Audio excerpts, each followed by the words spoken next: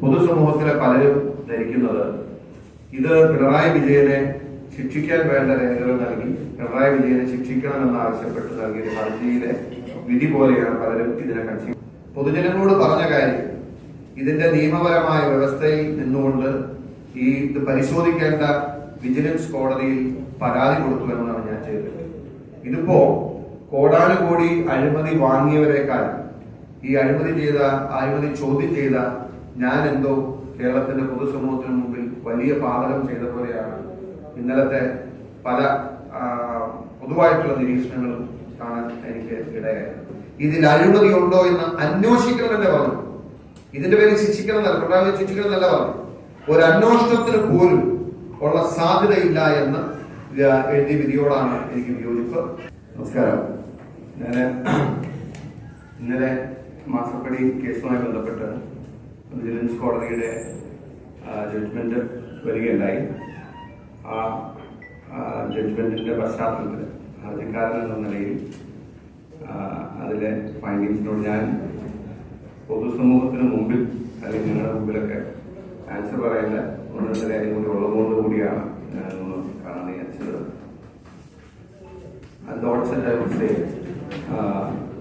തീർച്ചയായിട്ടും നിരാശാജനകമായ ഒരു വിധിയാണ് ഉണ്ടായിട്ടുള്ളത്. അപ്രതീക്ഷിതമായിരുന്നു. ഇങ്ങനെ ഒരു വിധി പ്രതീക്ഷിച്ചിരുന്നില്ല എന്നത് ശരിയാണ്. ഐ ഫെയർലി അഡ്മിറ്റ് ഞാൻ നടത്തി വന്ന ഫൈറ്റിൽ അഴിമതിക്കെതിരായിട്ടുള്ള ഒരു പോരാട്ടത്തിൽ നിയമപരമായ നിയമയുദ്ധത്തിൽ ഒരു സെറ്റ്ബാക്കാണ്, ഒരു തിരിച്ചടിയാണ് കിട്ടിയിട്ടുള്ളത്.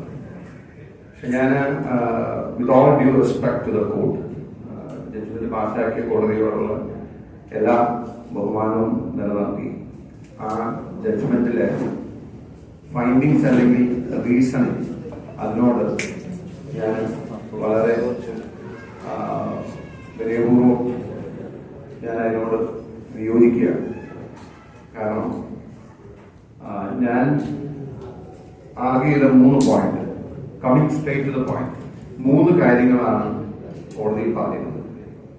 ഒന്നാമത്തെ കാര്യം എന്ന് പറയുന്നത് 2019 ലീസ് ടെർമിനേറ്റ് ചെയ്യാൻ പറഞ്ഞ് കേന്ദ്ര സർക്കാരിന്റെ നിർദ്ദേശം വന്നിട്ട് ഞാൻ ഈ വിജിലൻസ് കേസ് ഫയൽ ചെയ്തതിന് ശേഷം മാത്രമാണ് ആ ലീസ് ടെർമിനേറ്റ് ചെയ്തത്.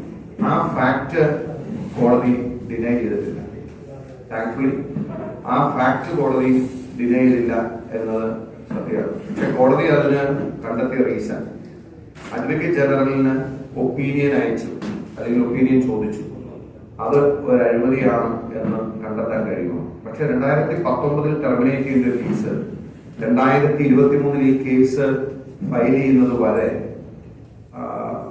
അനധികൃതമായി നിയമവിരുദ്ധമായി നീട്ടി നൽകിയതിൽ അഴിമതി ഉണ്ടോ ഇല്ലയോ എന്ന് പരിശോധിക്കണം എന്നാണ് ഈ ജഡ്ജ്മെന്റിൽ നിന്ന് പലരും പൊതുസമൂഹത്തിലെ പലരും ധരിക്കുന്നത് ഇത് പിണറായി വിജയനെ ശിക്ഷിക്കാൻ വേണ്ട രേഖകൾ നൽകി പിണറായി വിജയനെ ശിക്ഷിക്കണമെന്നാവശ്യപ്പെട്ട് നൽകിയ ഹർജിയിലെ വിധി പോലെയാണ് പലരും ഇതിനെ കൺസീവ് ചെയ്തത്. പക്ഷെ ഇതല്ല.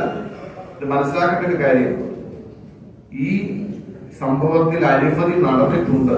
ഇത് സംബന്ധിച്ചൊരു അന്വേഷണം വേണമെന്നേ പറഞ്ഞിട്ടുള്ളൂ. ഈ ഘട്ടത്തിൽ ഒരു അന്വേഷണത്തിന് പ്രാഥമികമായ തെളിവുകൾ മാത്രമാണ് നൽകേണ്ടത്.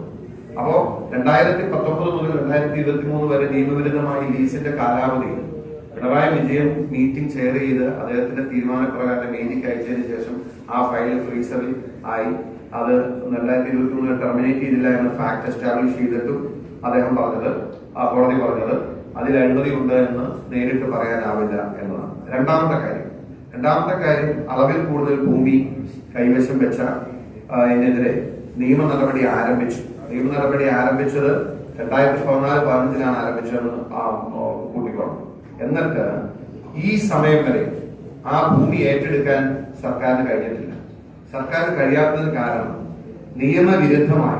നിയമവിരുദ്ധമായി ചട്ടങ്ങൾക്ക് വിരുദ്ധമായി ഈ കമ്പനിയുടെ ഭൂമിക്ക് ഇളവ് നൽകാവുന്നതാണ് എന്ന് മുഖ്യമന്ത്രി ഫയൽ കുറിച്ച് താഴേക്ക് വിട്ടതിന് ശേഷം നിയമവിരുദ്ധമായ ശുപാർശ ഇന്നും നിലനിൽക്കുകയാണ്.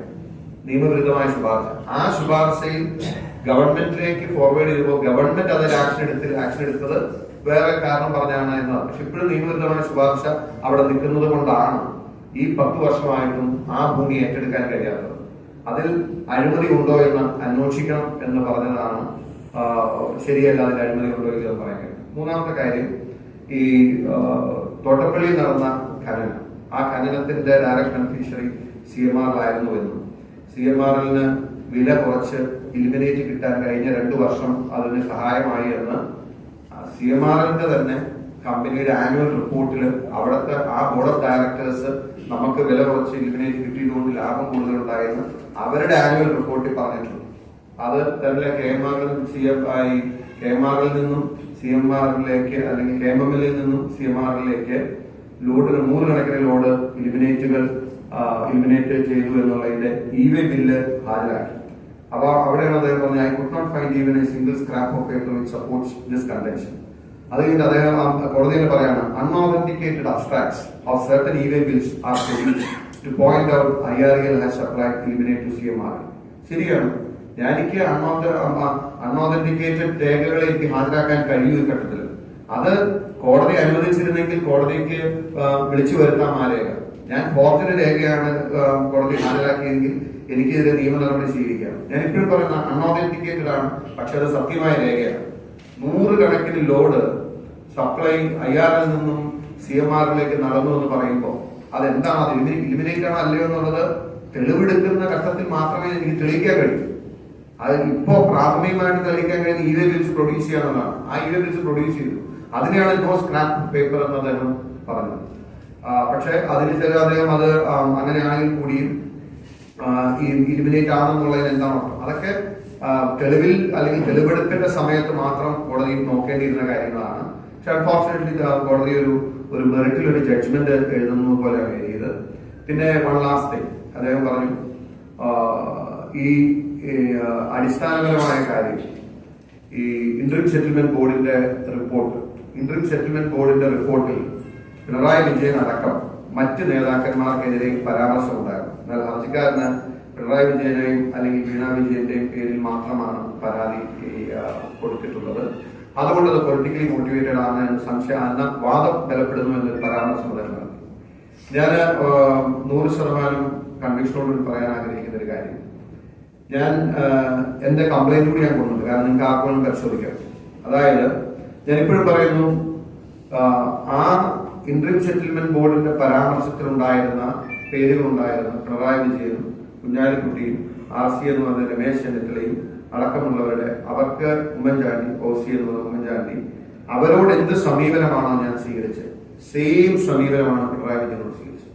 കാരണം ആ പണത്തിലെ മുഖ്യ പങ്ക് പിണറായി വിജയനാണ് വാങ്ങിയത് എന്ന് ഇന്ററിം സെറ്റിൽമെന്റ് ബോർഡിൽ ഉണ്ടായിരുന്നു. പക്ഷെ ഞാൻ ആ പോർഷൻ വെച്ചിട്ടല്ല എന്റെ കേസ് ബിൽഡ് ചെയ്തത്. വീണ വിജയൻ വാങ്ങിയ പണത്തിന്റെ ബേസിലാണ് എന്റെ കേസ് ബിൽഡ് ചെയ്തത്. അതിന് കാരണം ഡയറി നോട്ടീസിൽ ഉള്ളത് തെളിവായി കണക്കാക്കാൻ കഴിയില്ല എന്ന് ജയിൽ ഹവാല കേസിൽ സുപ്രീം കോടതിയുടെ വിധിയുണ്ട്. ഇപ്പൊ പിണറായി വിജയന്റെ കാര്യം പറഞ്ഞാലും കുഞ്ഞാലിക്കുട്ടിയുടെ കാര്യം പറഞ്ഞാലും രമേശ് ചെന്നിത്തലയുടെ കാര്യം പറഞ്ഞാലും ഉമ്മൻചാണ്ടിയുടെ കാര്യം പറഞ്ഞാലും ഡയറി നോട്ടീസിലാണ് ആ പേര് വന്നത്.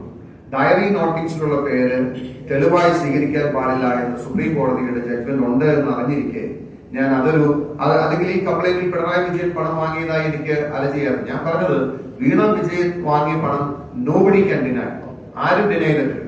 അത് അവരും ഡിനൈ ചെയ്തിട്ടില്ല, അത് വിജിലൻസും ഡിനൈ ചെയ്തിട്ടില്ല, ഈവൻ കോടതി ഡിനൈ ചെയ്തിട്ടില്ല. കാരണം അത് ബാങ്കിങ് ചാനലിൽ വാങ്ങിയ പണമാണ്.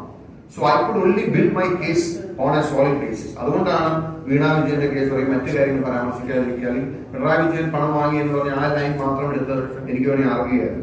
ഞാനത് ബിൽഡ് ചെയ്യാതിരുന്നത്. അതുകൊണ്ട് വീണ വിജയൻ പണം വാങ്ങി എന്നുള്ള എസ്റ്റാബ്ലിഷ്ഡ് ആണ്. എന്താണെങ്കിലും ഞാൻ ഒരു കാര്യം കൂടി പറയാൻ ആഗ്രഹിക്കുന്നു. ഞാൻ ഈ കേസ് കൊടുത്തത് എനിക്ക് പിണറായി വിജയന്റെ കുടുംബത്തോട് എന്തെങ്കിലും വ്യക്തിവൈരാഗ്യം ഉണ്ടായിട്ടോ അവരെ ടാർഗറ്റ് ചെയ്ത് അവരെ ഇത് ചെയ്യണമെന്നോ ഓർത്തിട്ടല്ല. ഞാൻ ഈ കേസിനിറങ്ങിയത്, ഈ പോരാട്ടത്തിനിറങ്ങിയത് ഈ പൊതുസമൂഹത്തിന് വേണ്ടിയിട്ടാണ്. നോ ഡൗട്ട് എനിക്ക് പണത്തിനോ പ്രശസ്തിക്കോ വേണ്ടിയിട്ട് ഞാൻ ഇറങ്ങിയതല്ല, ഒരു കോസ്. പക്ഷെ അൺഫോർച്ചുനേറ്റ്ലി ഇന്നത്തെ ദിവസമുള്ള അനുഭവം വെച്ചിട്ട് പറയുന്ന ഒരു കാര്യം, എന്നോട് ഇതിനു മുമ്പും വളരെ വിസ്ഡം അല്ലെങ്കിൽ വളരെ പരിണിതപ്രജ്ഞരായ നേതാക്കന്മാർ എന്നോട് സൂചിപ്പിച്ചിരുന്നു. എത്രയോ സത്യമാണ് ഞാൻ ധരിക്കുക. അഴിമതിക്കാരനല്ലാതിരിക്കുക എന്നത് എളുപ്പമാണ്. You can be A fair person, you can be A gentle person. ഒരു നോൺ കറപ്റ്റായ അഴിമതിക്കാരനല്ലാത്ത ഒരു പൊതുപ്രവർത്തകനോ ഒരു ജനപ്രതി ആയിരിക്കുക എന്ന് പറഞ്ഞാൽ എളുപ്പമാണ്. പക്ഷെ അഴിമതിക്കെതിരെ ഫൈറ്റ് ചെയ്യുക എന്ന് പറഞ്ഞാൽ it's a very very hard task, herculean task ആണ്. You will face several impediments. അതാണ് ഇപ്പൊ നമ്മുടെ അനുഭവത്തിൽ വരുന്നത്. ഞാൻ ഇന്നത്തെ ദിവസം I was waiting for the whole day. ഇന്നത്തെ ദിവസം ഞാൻ പ്രതികരിക്കുന്നില്ല എന്ന് നമ്മൾ പറഞ്ഞതിന്റെ കാരണമാണ് ഇന്നത്തെ ദിവസം എന്റെ ഒരു ക്രൂസിഫിക്കേഷൻ ആണ് യഥാർത്ഥം. എല്ലാവരും പറയാൻ കാരണം ഞാനത് കേൾക്കാൻ ബാധ്യസ്ഥനാണ്. കാരണം ഞാൻ പറഞ്ഞ കാര്യങ്ങൾ ഒരു നീതിന്യായ കോടതിയുടെ മുമ്പിൽ പരിശോധിച്ചപ്പോ അതിന് വേണ്ടത്ര തെളിവുകളില്ല കോടതി പറയുമ്പോൾ ഡെഫിനറ്റ്ലി എനിക്കെതിരായി പറയാവുന്ന എല്ലാം പറയട്ടെ എന്ന് ഞാൻ വിചാരിച്ചു. ഞാൻ ചോദിക്കാൻ ആഗ്രഹിക്കുന്ന ഒരു കാര്യം, ഞാൻ ചെയ്ത തെറ്റെന്താണ്? ഞാൻ ചെയ്ത തെറ്റ് ഈ അഴിമതി പൊതുജനങ്ങളോട് പറഞ്ഞുവെന്നും പൊതുജനങ്ങളോട് പറഞ്ഞ കാര്യം ഇതിന്റെ നിയമപരമായ വ്യവസ്ഥയിൽ നിന്നുകൊണ്ട് ഇത് പരിശോധിക്കേണ്ട വിജിലൻസ് കോടതിയിൽ പരാതി കൊടുത്തുവെന്നാണ് ഞാൻ ചെയ്തത്. ഇതിപ്പോ കോടാനുകോടി അഴിമതി വാങ്ങിയവരെക്കാൾ ഈ അഴിമതി ചോദ്യം ചെയ്ത ഞാൻ എന്തോ കേരളത്തിന്റെ പൊതുസമൂഹത്തിന് മുമ്പിൽ വലിയ പാതകം ചെയ്ത പോലെയാണ് ഇന്നലത്തെ പല പൊതുവായിട്ടുള്ള നിരീക്ഷണങ്ങളും കാണാൻ എനിക്ക് ഇടയായത്. എനിക്കതിന് പരിഭവമില്ല, എനിക്കതിന്റെ പരാതിയില്ല. പക്ഷേ ഇതാണ് അഴിമതിക്കെതിരെ ഫൈറ്റ് ചെയ്യാൻ ഇറങ്ങിയാനുള്ള ഒരവസ്ഥ എന്ന് ഞാൻ ഒന്ന് സൂചിപ്പിച്ചു. ഒടുവിലിപ്പോ സ്വാഭാവികമായിട്ടും ഞാൻ ഇതിൽ ഇറങ്ങിയതുകൊണ്ട് എനിക്ക് നേരെ ഒരു 5-8 അന്വേഷണങ്ങളുണ്ട്. എനിക്ക് നേരെ വിജിലൻസ് കേസുണ്ട്. ഞാൻ എന്റെ വീട്ടില് അത്യാവശ്യം മെയിൻ്റനൻസ് നടത്താൻ വേണ്ടി തുടങ്ങിയിരുന്ന പണിക്ക് സ്റ്റോപ്പ് മെമ്മോയുണ്ട്. എന്റെ പ്രോപ്പർട്ടീസിനെതിരെ അന്വേഷണവും കേസും നിലവിലുണ്ട്. ഇതെല്ലാം എനിക്ക് നേരെ വന്നു. അന്ന് അദ്ദേഹം പറഞ്ഞപ്പോൾ ഞാൻ നോക്കുകയാണ്, അഴിമതിക്കാരനല്ലാതിരിക്കുക എന്നത് എളുപ്പമാണ്, പക്ഷെ അഴിമതിക്കെതിരായിട്ടുള്ള പോരാട്ടം ഒട്ടും എളുപ്പമല്ല എന്ന് സൂചിപ്പിച്ചിരുന്നു. 100% ശരിയാണ്. പക്ഷെ ഈ ഒരു വിജിലൻസ് കോടതിയുടെ ജഡ്ജ്മെന്റ് എന്നെ നിരാശപ്പെടുത്തുന്നുണ്ടെങ്കിൽ എന്റെ ആത്മവിശ്വാസം തകർക്കില്ല. ഞാൻ മുന്നോട്ട് തന്നെ പോകും. തീർച്ചയായിട്ടും ഞാനത് ജനങ്ങൾക്ക് നൽകിയ വാക്കാണ്. കാരണം സ്വാഭാവികമായിട്ടും എന്റെ മുമ്പിലുള്ള ഓപ്ഷൻ എന്ന് പറയുന്നത് ഇതിൽ അപ്പീൽ പോകാനുള്ളതാണ്. ഈ ജഡ്ജ്മെന്റിന് എനിക്ക് വിയോജിപ്പുള്ള ഭാഗങ്ങൾ രേഖപ്പെടുത്തി ഞാൻ അപ്പീൽ മൂവ് ചെയ്യുന്നതായിരിക്കും. ഇനി രണ്ടാമതൊരു കാര്യം, പലരും ഇന്നലെ പറഞ്ഞു വിജിലൻസിന് കേസ് കൊടുത്തത് ഒരു സ്ട്രാറ്റജിക് ആയിട്ട് മിസ്റ്റേക്ക് ആയിപ്പോയി, വിജിലൻസ് കേസ് കൊടുക്കരുതായിരുന്നു എന്നുള്ള ഒപ്പീനിയൻ പലരും പറഞ്ഞതായിട്ടാണ്. പക്ഷേ ഒരു കാര്യം ഞാൻ പറയുന്നു, 100% ഈ മാസപ്പടി എന്ന് പറയുന്ന സംഭവം ഇത് അഴിമതിയാണ്. ഇത് കോർപ്പറേറ്റോ കമ്പനി ലോയോ മറ്റു കാര്യങ്ങളൊന്നുമല്ല. ഇത് പരിശോധിച്ച് ഞാൻ മാത്രമല്ല, ഇത് പരിശോധിച്ച ക്വാസി ജുഡീഷ്യൽ ഫോറംസ് എല്ലാവരും ഒപ്പൈൻ ചെയ്തിട്ട് ഇതിന് ഉൾപ്പെട്ടിട്ടുള്ള കറപ്ഷൻ പരിശോധിക്കേണ്ടതാണ്. കറപ്ഷൻ പരിശോധിക്കുന്നുണ്ടെങ്കിൽ അഴിമതി നിരോധന നിയമപ്രകാരമുള്ള പരാതിയിന്മേലല്ലാതെ കറപ്ഷൻ ആംഗിൾ കൊണ്ടുവരാൻ കഴിയില്ല. വീണ വിജയന്റെയോ എക്സാലോജിക്കിന്റെയോ കമ്പനിയുടെ പിന്നാലെ അല്ല, അവരുടെ പിന്നാലെ. ഇതിന്റെ അകത്ത് കറപ്ഷൻ എന്ന് പറയുന്നത് മുഖ്യമന്ത്രി അടക്കം ഇൻവോൾവ് ചെയ്തതാണ്. ആ കറപ്ഷൻ ചലഞ്ച് ചെയ്യുന്നുണ്ടെങ്കിൽ വിജിലൻസ് പരാതിയും വിജിലൻസ് കോടതിയുമാണ്. അതില്ലാതെ ഈവൻ സുപ്രീം കോടതി വരെ നിങ്ങൾക്ക് പോകാൻ കഴിയില്ല, നേരിട്ട് ഹൈക്കോടതി പോകാൻ കഴിയില്ല, മറ്റൊരു ഫോറം നേരിട്ട് അഡ്രസ് ചെയ്യാൻ പറ്റുന്ന ഫോറംസ് ഇല്ല. അതുകൊണ്ടാണ് വിജിലൻസിൽ പരാതി, പിണറായി വിജയന്റെ കീഴിലുള്ള വിജിലൻസിന് പരാതി കൊടുത്താൽ എന്തായിരിക്കും എന്ന് അറിയാൻ പാടാത്ത ആളല്ല. പിന്നെ രണ്ടാമതൊരു കാര്യം കൂടി പറഞ്ഞു, എന്തുകൊണ്ടാണ് ഇടയ്ക്ക് വെച്ച് വിജിലൻസ് അന്വേഷണം വേണ്ട, കോടതിയുടെ അന്വേഷണം മതി എന്ന് പറഞ്ഞ കാരണം, വിജിലൻസിലേക്ക് ഫോർവേഡ് ചെയ്താൽ അടുത്ത 2 വർഷക്കാലം വിജിലൻസ് 4 റിപ്പോർട്ട് എന്ന് പറഞ്ഞ് ആ കേസ് 2 വർഷം മുമ്പോട്ട് കൊണ്ടുപോകാൻ പ്രയാസമില്ല. അതുകൊണ്ട് മാത്രമല്ല, മെറ്റീരിയൽ എവിഡൻസ് ധാരാളം എന്തെങ്കിലും ഉള്ളതുകൊണ്ടാണ് ഞാൻ നേരിട്ട് പ്രോസിക്യൂട്ട് ചെയ്യാൻ വേണ്ടിയിട്ട് കോടതിയോട് ചോദിച്ചത്. അതല്ലാണ്ട് ഒരു മറ്റ് നിലപാട് മാറ്റമോ മറ്റു കാര്യങ്ങളൊന്നും ആയിരുന്നില്ല. എന്റെ പക്കലുണ്ടായിരുന്ന ഏകദേശം 28ഓളം ഡോക്യുമെന്റ്സ് ഞാൻ കോടതിയിൽ ഹാജരാക്കി. യഥാർത്ഥത്തിൽ നമ്മുടെ ഒരു സംവിധാനത്തിൽ അത്രയും ഇന്റേണൽ ആയിട്ടുള്ള ഡോക്യുമെന്റ്സ് പ്രൊക്യൂർ ചെയ്യാന്നുള്ള പോലും എളുപ്പമല്ല. അത്രയും ഡോക്യുമെന്റ്സ് പ്രൊഡ്യൂസ് ചെയ്തിട്ട് വീണ വിജയൻ പണം വാങ്ങി എന്നുള്ളത് എല്ലാവരും അഡ്മിറ്റ് ചെയ്തിട്ട് മുഖ്യമന്ത്രിയുടെ വകുപ്പിലല്ലാതെ 3 വട്ടം ഒരു കമ്പനിക്ക് വേണ്ടി മാത്രം മുഖ്യമന്ത്രി ഇടപെടൽ നടത്തി അവർക്ക് ഫീവറായിട്ടുള്ള പൊസിഷൻ ഉണ്ടാക്കിയിട്ടും ഇതിൽ അഴിമതി ഉണ്ടോ എന്ന് അന്വേഷിക്കണമെന്നേ പറഞ്ഞു. ഇതിന്റെ പേരിൽ ശിക്ഷിക്കണമെന്നല്ല, പിണറായി ശിക്ഷിക്കണമെന്നല്ല പറഞ്ഞു. ഒരു അന്വേഷണത്തിന് പോലും ഉള്ള സാധ്യതയില്ല എന്ന് എഴുതിയ വിധിയോടാണ് എനിക്ക് വിയോജിപ്പ്.